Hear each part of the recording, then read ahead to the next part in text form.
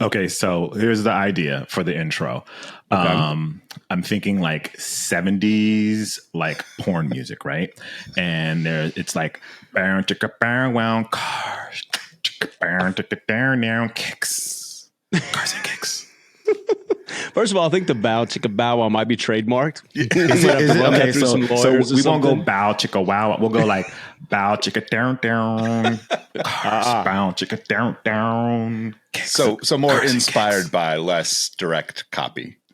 Yeah. Not we don't want to copy it, but we want that 70s cool guy feel. That very like energetic, like people are into it. I feel like I'm leaning towards going back to the drawing board on this one.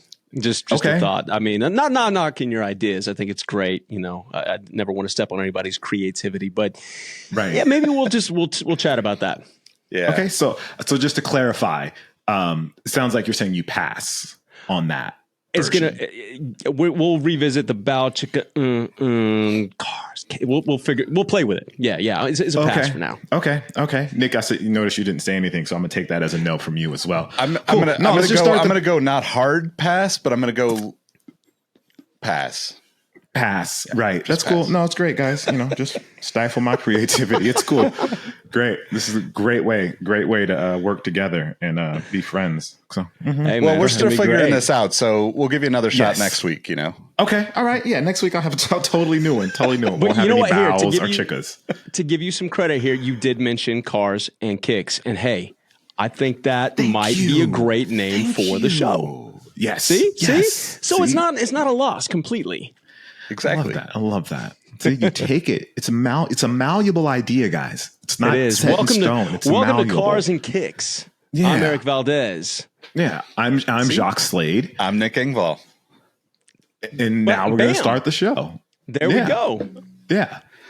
So okay, who's in charge? Just because I don't. This is the Spider-Man meme moment where we just I think it's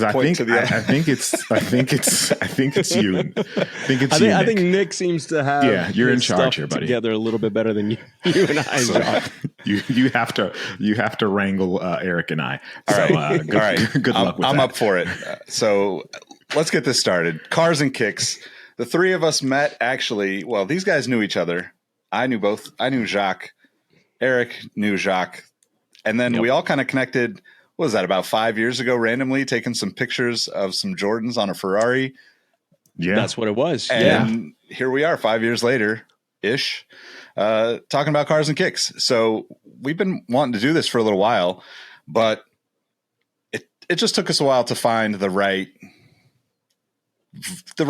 alignment of all of our schedules. We're all pretty busy. Is that how you're going to put it? You're not going to say, because Eric's a big time actor and he was on a show and we couldn't catch up with him. Is that not what you're going to say? Now this introduction is completely malleable as well. So if we need to go, okay. I just wanted to make sure.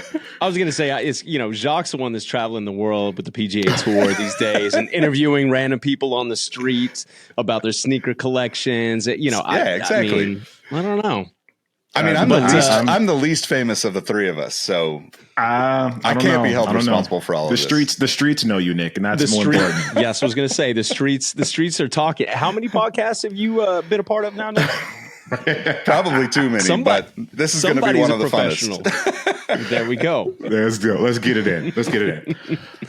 Oh man, yeah. Talking about that story, it was popping back into my head. The whole Cars and Kicks thing. Like, how did that happen? I think Jacques, you were doing something for Jordan Brand in talking about car-inspired sneakers or something. Yeah, and you reached out to me because I love cars and know cars, and you're like, "Hey, can we do something?"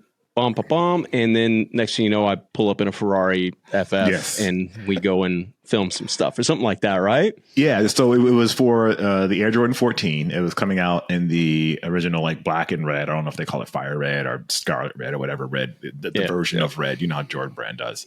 So that version was coming back out and I wanted to be extra per the usual. And I was like, hey, let's take a picture with Ferrari. And I only know one person that has even has access to a Ferrari, not even has one, but just has access to a Ferrari. And that's you. So I know I don't. So I was like, let me reach out to you. Nick was basically like knew all the information and knew everything more that kind of combined our worlds. I was a sneaker guy, you were the car guy, and Nick is like the glue in between the two of us that makes it all, that makes it work and make sense. So it was cool. It came out really good. That was with Finish Line. Was that Finish Line, Nick? I think that was back when you were doing stuff with Finish Line, I think. No, I don't remember, because it couldn't have been Finish Line, because Finish Line for me was a long time ago. That's 10 years. Well, maybe not. So okay, I think all right. Yeah. I don't remember. I don't even remember how long ago this was. It was. I don't have a Ferrari. I have a kid named Enzo now. That I don't think I had an Enzo back then. You definitely did not. Yeah, you did not have an Enzo. Well, and to this day, that's the closest I've been to a Ferrari, if we're going to be honest here on this show. Because this is a show about honesty, and that's the closest I've ever been to being inside of one, touching one, or having one like in my possession. So, but I'm cool with that. We're going to change that throughout the journey of the show. We are going to pull you in to the car world a little bit more, Jacques. I guarantee it. I love it. Let's do it. Do it. I'm all for it. I can already see the sponsors lining up to get that first photo of Jacques in a Ferrari.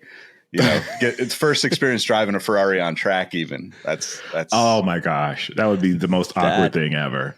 That is what I'd be asking so many questions, and I don't know if that's part of their experience. If they're like, "Yeah, we brought you here to feel the car, not to grill us about the details of everything. Like, we want you to experience it." And I'm like, yeah. But like, so on the podcast, Erik said something about a 6-cylinder thrust gas injected whatchamabob. Man, we got a long way to go. We have got a long. This is gonna be a long journey. Is that on this car? Are you sure? Ferrari were the innovators of the thingamabob, Jacques. So there you go. That's what I'm here for. I just want to make sure. So and then I have to kind of act like I know something. So it's like yeah. No, my friend's kid's name is Enzo, so of course I know what's going on here. There you go. Totally. You know what? That's a good thing though. That puts you in a better position than most people, because I used to work as an instructor at the Bonnarant School years ago. I don't even know if the Bonnarant School is still around, but when I was racing back in the day and trying to make a career out of that, I was an instructor. Man, the guys and girls that would come in there I go in the canyons all the time and I've got a Ferrari or I've got this or that. Hands down, the worst drivers I've ever experienced in my life. Oh, wow. The guys that came there just open saying, "Hey, I want to learn about this. I've got a million questions." They end up taking the slower approach and being better. Because, if you jump in a car and you just go full out thinking you're Lewis Hamilton right off the bat, it usually ends poorly. So, see, you're already off to a good start, man. Good. Love that. Yeah, well, I mean, that's what I'm here for, guys. I'm here for the laymen that listen to this podcast and don't know everything about it. I am your conduit. So, well, and that's... See, that's on the car side of things. Now, I'm going to be the layman on the sneaker side of things. I love me some sneakers, and I have owned quite a few. That doesn't even mean anything in the mixed company here, because y'all's collections are insane. But see, that's what makes this beautiful, right? Like, I will learn more about sneakers and sneaker history, and you will learn more about cars and car history. And Nick is going to continue to be the glue, because he knows a little bit about all of those things. Look at this. This is off to a great start, y'all. Great energy here. Yeah. So let's give a little bit more depth and a little bit of background on who we are for those that have never heard us, seen us, or connected with us. There goes before. That's the professional right there. Yeah. He knows how to run a podcast. You can tell who runs a podcast and who doesn't here. Let's roll with it, Nick. Tell us about you, Nick. All right. So I started working in the sneaker world probably, oh my God, almost 20 years ago, getting close to 20 years. And then I met Jacques about, 5 or 6 years into that journey. And really, I've just been into cars since I was a little kid. I mean, I bought my first car when I was about 12 and a half years old. I bought a little non-running Honda Prelude. Thankfully, the guy towed it to my house for free. My stepdad helped me get it in the garage. I never got it running, but that's a story for another time. And I like sneakers and I like cars. And I figured I could learn something from both of you guys as well. So backtrack real quick. Speaking about learning something, what were you doing at 12 and a half that allowed you to buy a Honda Prelude? My first job, outside of doing snow shoveling and yard work and all that stuff, I was umpiring Little League games. So I was umpiring my first job was like at 12 years old. My first like actual job was at 12 doing umpiring little league games. And then, I was doing yard work and random stuff for people in the neighborhood, even before that. Cause I was like, hey, I got to do this somehow. Like, man, hustler since preteen years. Yeah. That's dope. I'm really familiar with the umpires right now because my son is playing coach pitch baseball. Yeah. His second year, he was in T-ball the first year, and then now coach pitch baseball. And man, I don't envy the position of the umpire at these like 6U baseball games because it's still a bit like herding cats. Like being a coach or an ump in those games is something else. But I will say this, like out in Texas, I knew they took their football seriously because I grew up in Texas. I did not know they took their baseball this seriously. Man, we made the playoffs. Enzo's team, I don't really know how because they were like 1-11 or something, but they won one game and there were a couple teams that didn't. So made the playoffs. But man, as we were out in the first round, but Enzo's best friend, he's a really talented kid, and watching his team play, I mean, I was blown away by how good some of these kids can be. But either way, all that's to say, like, it's cool watching these umpires, these like teenage kids out there that are already like pros at baseball, and they're trying to like figure out how to relate and be a good umpire, but also not be super harsh on a 6-year-old. So kudos to you, man. They got you a prelude. It was a great first job in hindsight, but I would never recommend it. And, starting work that early, I think maybe if we're really successful with this show, we can get into some of the trauma that it caused me working that young, but that's neither here nor there. I'm good. That's a whole other podcast right there. Cars, Kicks, and Therapy really is what this podcast is all about. So Jacques, tell us a bit about you and your how you became such a massive expert and crazy. Like what award did you just get? Like sneaker influencer, best sneaker influencer that was the entire galaxy or something like that? No, not even complete accurate. So I started off as a ballet dancer in the hard streets of Pacoima. No, I'm kidding. Man, see, this is where I'm going to be like, me going there for a second. I was like, this is a new one. And started off as a ballet dancer. I started in the sneaker world in 2009. This year was like my 15-year anniversary, essentially. No one gave me anything for that, but it was the anniversary for my 15 years in this. Thank you. Thanks. This is what you get. So 15 years. And just kind of digging more and more into the space and trying to do more things. And now I find myself as one of the elders of the space, which is pretty cool because, I have a lot more perspective on things from where things have been, where things are going and kind of things, which is great. Also do a lot of stuff in the golf space. I host a show called The Cut, which is from the PGA Tours on the Golf Channel. Yep. I'm a, former rapper, former actor, dad, husband, friend, and a dog owner. I don't know much. This became a dating profile. Yeah. I'm trying real quick. I'm trying to get that engagement, baby. I don't know as much about cars as these two. These two are way deep into the world of cars. I'm way deep into the world of sneakers. I know a little bit about cars. I'll feign ignorance on this show just to so everyone feels comfortable when they come in the door kind of thing. But I do know things. So don't think it's like, oh, Jacques doesn't really know anything about sneakers. Didn't he do a show about cars and he doesn't know what a thingamabob is? But I know what a thingamabob is, people. Thank you. So I'll feign ignorance a lot on this show, just so, so we level the playing field for everyone. Yeah. I like that. Yeah. It makes it better for everyone. No one's embarrassed that they didn't know what a thingamabob was, like the 6-cylinder gas injected thingamabob. But, that's you're very humble, and I like that. I appreciate that about you. Yeah, I'm taking it for the team. Every man. I'm an everyman, and I pride myself on that. Yeah. Well, speaking of your music stuff, you could remix this instead of "I'm Every Woman." You could go into like "I'm Every Man." Maybe that could be our intro. That could be the intro to the show. There we go. A little Whitney Houston-esque. Yeah. I'll keep that one for the next episode. That'll be the intro. That's a terrible idea. But no, it's really cool, this whole thing, how it kind of came together. And yeah, to be honest with y'all, we've been wanting to do this for a while, and it hadn't worked out scheduling wise. But the whole, obviously Jacques' history in sneakers, Nick's history in sneakers, our tie-in with cars and everything like that.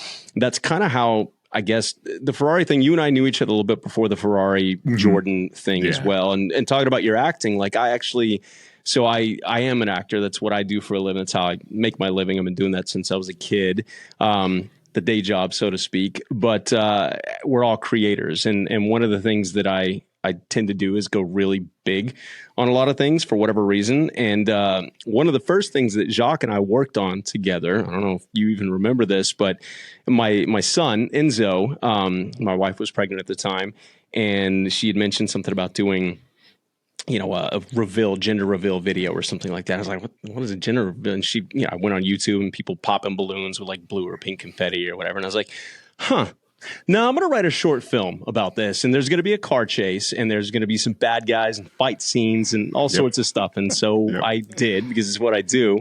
And Jacques, you played one of the baddies in this short film. It's called The Delivery. I enlisted all my buddies to be in it. Vern Troyer, shouts out to Vern. He was a longtime friend of mine who's no longer with us, but it was his last project, and we all got to be a part of that. Yeah. There was an Aston Martin in there. I called up my friends at Aston Martin because, of course, you need a car chase with an Aston Martin in a gender reveal film. But no, that was one of the first times we got to kind of work together, and we clicked from there. And then, the other thing when Nick got involved. And so this has been a long time coming. I'm excited that we're actually recording this now and doing something with this. But, talking about just a little bit of my history, I mentioned the actor thing, but the car stuff, I grew up, I don't know where it came from, but I've always had a passion for cars since birth. And it was either entertaining people or racing cars. It's the only two things I ever wanted to do in life. And in a roundabout way, it kind of is all I've ever done. I'm not, Tom Cruise or Brad Pitt or Dwayne Johnson or whomever. And I'm not Lewis Hamilton, but, I've raced a lot of things. I've made a decent living doing what I do. And so it's kind of a cool thing to get to live in both of those worlds. And the sneaker thing is just, it was always a thing that I loved. I never really got into it as deep as y'all did, but for whatever reason, I remember my very first pair of Jordans. I was 5th grade, I believe. I have to go back and look at the dates, but I was a small kid, so it took me a while to grow into like size 6, I think is where the cutoff when they started making size 6 to for adult shoes or whatever. But my very first pair of sneakers, like good sneakers, because we shopped at Payless and stuff when I was a kid because we didn't have a lot of money. But I had a pair of Jordan 4s in the ones that were just re-released, actually, the blue, gray, white colorway. Yeah. It was my very first pair of Jordans. And man, from that point on, I kind of got hooked. And over the years, I've had this thing like, I was the guy that kind of would match my sneakers to whatever car I was driving at certain points in time. I can't believe I'm admitting that, but it coming to where we are now, I find that there's a lot of similarities in the sneaker culture, sneaker world, and car world in that, yes, they're both utilities. They're, to protect your feet or get you to point A to point B, but they're way beyond that when it comes to forms of self-expression, et cetera. And the three of us talked about that, and we're like, man, I think we have something here. There's a lot of crossover in those two worlds. And so that is the long-winded explanation of kind of how we got to where we are and why we're doing what we're doing here. And it's exciting. Yeah, I'm really excited about it. I mean, I think I don't know if I knew that you had taught at the Bonnarant School either, which is completely an interesting rabbit hole to go down maybe for another time. But like, that is something that is like, I kind of come to the cars and really the sneakers thing from a more marketing side and angle. Like so I've never gone to driving school, been on the track tons of times with friends in cars, but my brother always drove. And so I was always like, well, I'll be the guy that does all the stuff to make the presentations, to pitch stuff, to, try to get sponsors, to like bring the, whatever we needed to do to get the car back to the track again. And so that's kind of going to be another interesting dynamic as we, go through this, is like, I think about those things probably more so than I ever think about, like, don't get me wrong. Like, I love driving fast, but I like being on the track in a car. After the first few times I did that, it was like, I don't know if my stomach can actually handle this in a car that's really capable of doing, pushing the limits. Right. Which is, again, I can't wait.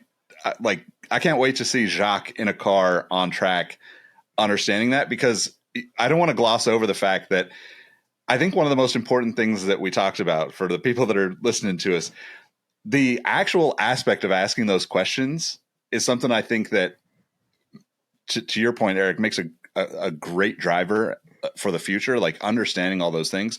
But I think this will be a really cool way for us to all collectively kind of dig deeper into all these different things and learn from each other's from this conversation, from the people we eventually will have on as guests, and from just, whatever experiences come from it. Because this is just, I don't know, I'm just excited about it, and I'm rambling. Nick is speechless. Yeah, he's so excited about this. Yeah, we tripped up the pro. Hold on now. What's happening around here? Wow. Just for the people that don't know, like, could you guys explain what Bondurant is? I get it. I know what it is, but yeah, of course. Yeah, I knew you knew that. Sorry. Yeah. No, Bondurant used to be a driving school. There were two that were really, really good back in the day. There's been a handful of them that have come and gone over the years, but there was the Bondurant School and Skip Barber were probably the two best driving schools in the country. And when I say driving schools, this isn't like driver's ed, like, oh, I'm going to go there and figure out how to parallel park so that I pass my driver's test. No, this is where a lot of people came to learn the basics of car control all the way up to how to chase a career in motorsports. And so when we were instructing people, it was performance driving. Basically, we had at our disposal, I lived in Phoenix for about 3 years, so out at Firebird International Raceway. At the time, right, the one by Bird, right, the one by Firebird, yeah, right. You know exactly what I'm talking about. Yeah, of course. Yeah, sorry, I forget that you know so much, and so I forget if I repeat myself and say these rudimentary things. I apologize. It's good. It's good. Go ahead. So. No, man, we had at our disposal there, we had, shifter carts. We had, at the time they were transitioning from a partnership with Ford to a partnership with General Motors. So we had both Mustangs and Corvettes and all sorts of different cars from Formula Fords, things like that. And so we would teach people how to drive fast, basically, is a short version of that. But man, we had people like Jimmy Johnson came through our course once. He was already relatively successful in the NASCAR world, but he came from like a dirt track world, an oval track world. And so he was struggling a bit on some of the road courses. And so he, as an already professional driver in NASCAR, came to our school to learn a little bit more about, turning left and right instead of just left on an oval and all of these different things. So yeah, we would teach anybody from younger kids wanting to chase a career in motorsports to guys like Jimmy Johnson to just really wealthy people in the business world that would, instead of getting together and going to the golf course or something, they would get together and have a little like powwow with their, I guess whatever they want to call, what's a corporate term for that? It's not like bonding, but it's like a corporate retreat type of thing. Yeah, something like that. So I never really worked in the corporate world. I don't know these terms. Team building. Team building. That's the one I was looking for. There yes. You go. You can find my resume on LinkedIn. I'm looking for it now. Just looking for a corporate manager position. There you go. But no, that was I like to say that was the best $9 an hour job I ever had, because they didn't obviously didn't pay us anything, but it was cool, man. And some of the guys that I've worked with have gone on to have really great careers in motorsports. Michael McDowell is one. He won the Daytona 500 2 years ago, I think. Still a very successful NASCAR driver. AJ Allmendinger was there, not at the same time I was, but again, he's raced sports cars, NASCAR, a little bit of everything. A lot of really good, talented people came through there. And I was one of the ones. I had the talent, but I didn't quite have the pockets. And also there was, again, for a story for another episode, but there was a point in time where I literally had to choose between continuing to pursue motorsports or pursue acting. And one required a ton of money from sponsors that just weren't coming to the table.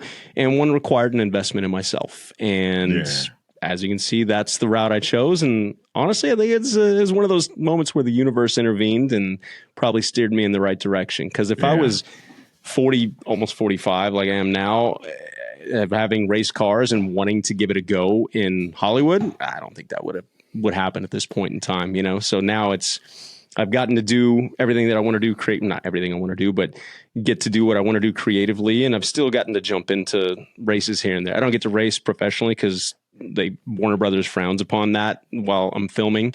But I do in between seasons get to go and do stuff. I've done the Baja 1000, the Baja 500. I raced Porsches, Daytona and IMSA. A handful of different things, just one-off races here and there. So I get to do a little bit of both things still, which is really cool. That's cool. That is really cool. Yeah. Love that. So I think we've established our credibility on the car side here. I think I'm going to ask Jacques.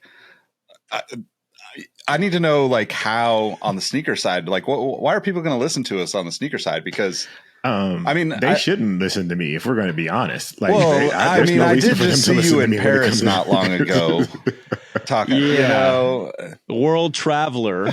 I'm nobody important in sneakers. I just like sneakers a lot. I like to talk about them. I make videos about them. And I bet wear a them lot of people have gravitated towards and really, really like. So people appreciate my opinion and the thoughts that I have on sneakers. Thank goodness it's more than just my mom and my dad. I have there's a bit of a larger audience there. But it's really just I like to show my appreciation for the craftsmanship, for the art that goes into sneakers, the performance of sneakers as an athlete. Sneakers are like a vital part of the uniform, so to speak. And so, you easily fall in love with them when you're trying to fine tune performance and find little bits of performance gains here and there, or if you just want to be cute on a Thursday. So all of those things kind of play into the equation for me, and people appreciate that. So I've grown a YouTube audience and, an Instagram and all of those places talking about sneakers. And, I've done some stuff on TV and film talking about sneakers. And I've had the benefit of a great community supporting me in the work that I do, and allowing me to continue to share those opinions and share a perspective on sneakers that you don't necessarily hear out there. A lot of people see them as just utilities. And I do try to find the more in the sneakers and share that, and the stories in the sneakers and share those as well. So that's kind of where I rank in the world of sneakers. I've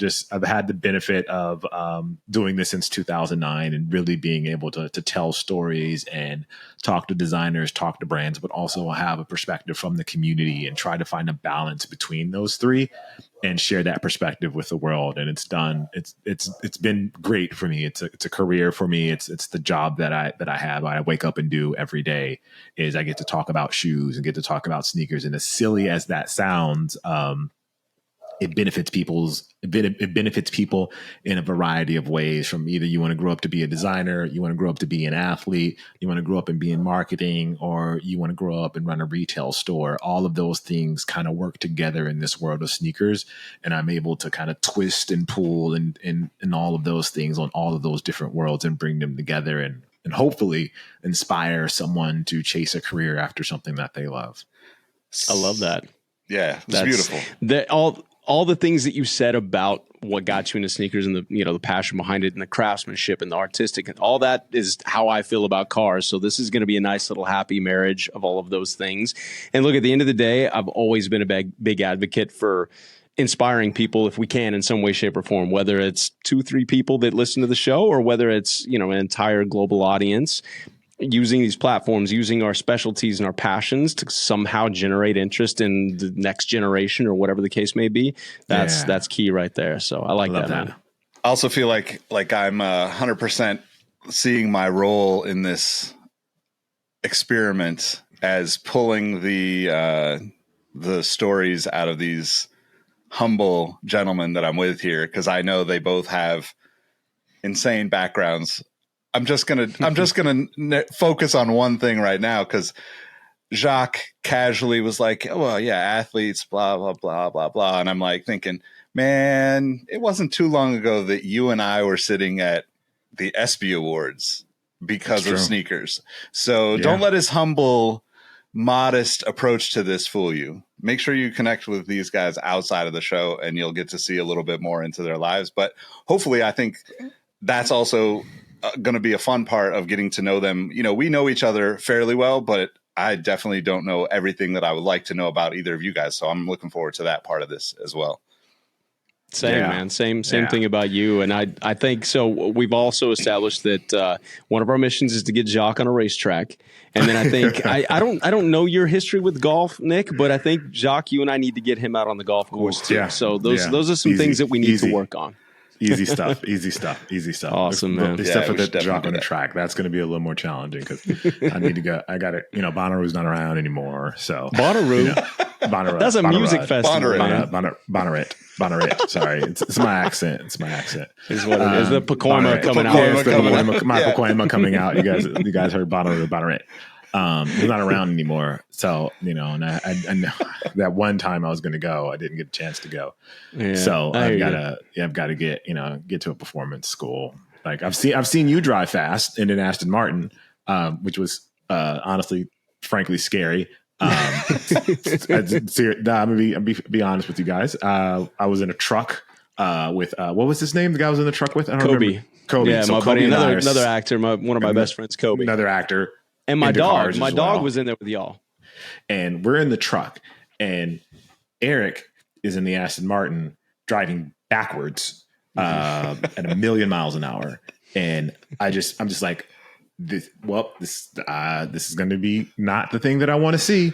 But then Kobe did some kind of hand gesture flashy thing with his lights and stopped Erik. And Erik stopped from crashing because he knew that the light signal was a meaning to stop.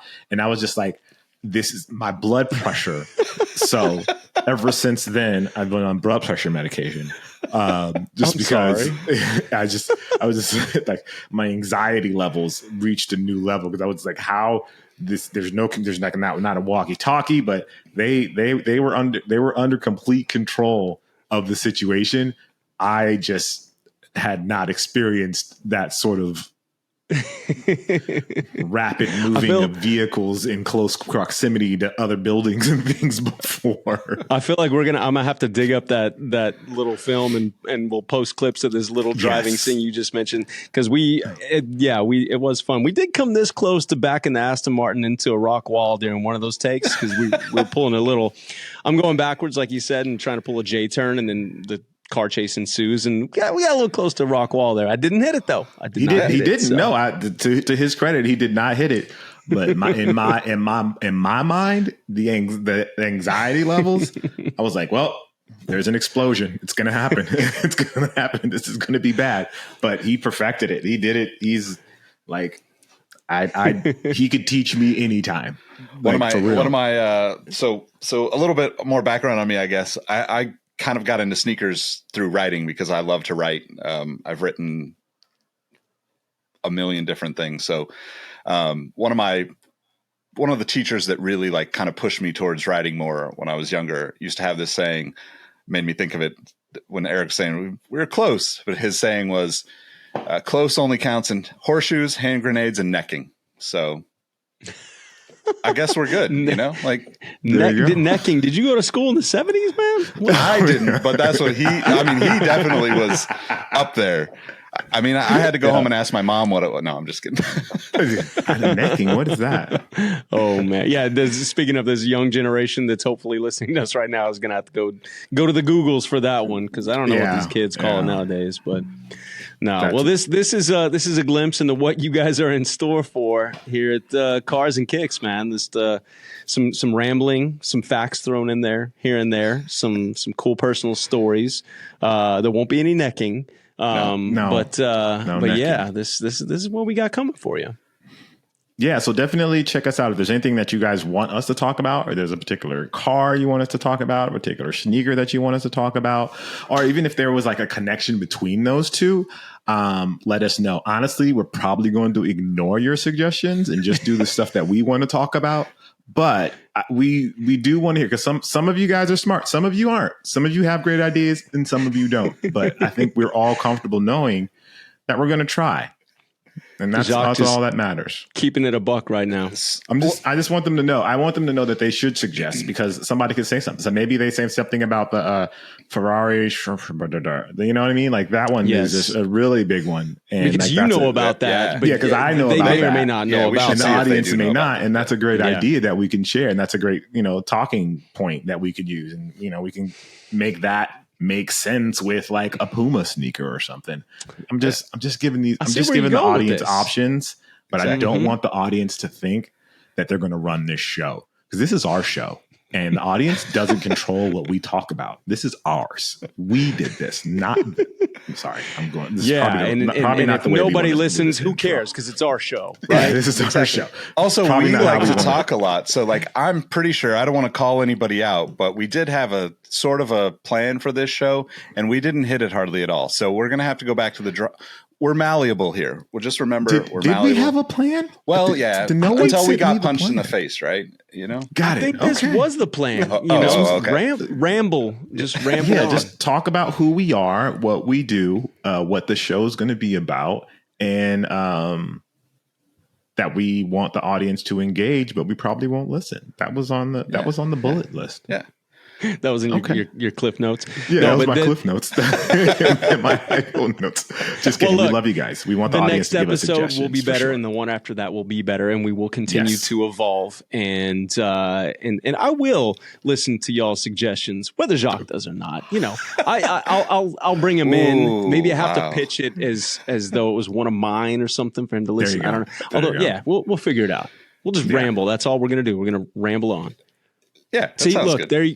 Then you can sample Led Zeppelin, right? I just had an idea for the intro song. Another Ramble. No, okay. You can take that and present it as your own next week. My intro ideas are going to be sick. By the way, you can follow Cars X Kicks on all the platforms. It might be Cars X Kicks Show on one or two, but we're going to work on getting Cars X Kicks Show. Yeah, because I think that goes to show you how prepared we are. We don't even know the name of our own social handles. So we're just saying, like, look it up, guys. Gosh, geez, you look up everything else on the internet. If they search for Cars X Kicks, they'll find us. They'll find us. Okay. It is Cars X Kicks Show. On Instagram, on the socials, on Instagram, which is the place that matters. Honestly, let's be fair. Yeah. I like that you're saying that, because that's about all I do at my age. Yeah. Well, I mean, unless we can get on Snapchat, guys, and send each other messages that disappear. I mean, that's an option too. Like send oh, look at this cool car, but then it disappeared. And then you're just like, oh, I missed it. Yeah. And then Well, I mean, I already have that problem on Instagram with stories when people send me stories and I miss them. So that's true. Where's my cloud? All right, we're being old people now. All right. So we look forward to having you all join us on the podcast. Cars X Kicks Show is the title. That's not the title of the show. That's the Instagram handle. Yes. Do we have a Twitter handle? No. Yeah. Cars X Kicks. I'm not very good at this part. Cars X Kicks. And then Instagram's Cars X Kicks Show. Yes. Right. Yes. Until we can figure out who has Cars and Kicks, and then we'll boot them off the platform, and we'll steal that. A murder plot. I love a murder plot. I've already offered autographs from Jacques and Erik in exchange for the handle. So we'll see how long it takes to get the handle. We're not going to get very far. I was going to say, the piece of paper will be worth less with our signatures on it, to be fair. Oh, man. Tune in next time. This is a great start, though, right? I feel pretty good about this. It is. Look, at the very end, at the very least, it's entertaining. Exactly. Love that. And on a couple of the future episodes, I guess we should throw a little teaser out there. We're going to talk a little bit about, obviously, talking points that we have to talk about. New Porsche 911. I know Eric's got tons to say about that. Tons. And if you're into cars at all, people won't shut up about the Cybertruck. So we're gonna talk about that, but in our own unique way, right? The Cybertruck, how do I say? It is a symbol of fine engineering, of architectural prowess. I feel like we need some music for this. Like this segment will be called like Jacques Take. Jacques Take, yeah. It'll go into this little thing. Yes. Architectural prowess, sharp lines, hard metal. Look, we're finding our way already. Thingamabobs. Join us for the Cybertruck episode. Yes. Oh man, I just went Little Mermaid on us. All right, it's time to end the show. All right. Well, we appreciate y'all listening. Hit the links in the description to subscribe and find us on the social networks out there, and we'll catch you in the next episode. Yes, we will.